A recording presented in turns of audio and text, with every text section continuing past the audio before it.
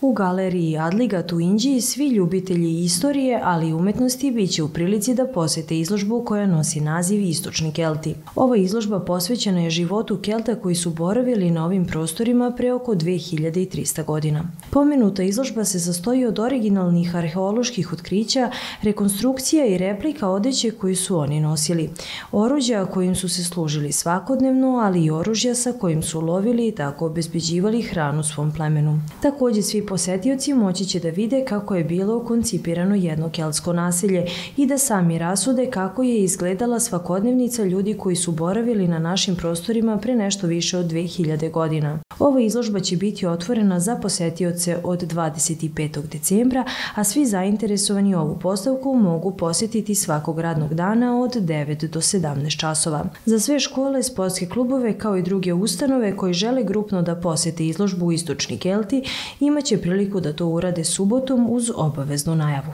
Ulaz će biti besplatan za sve posetioce.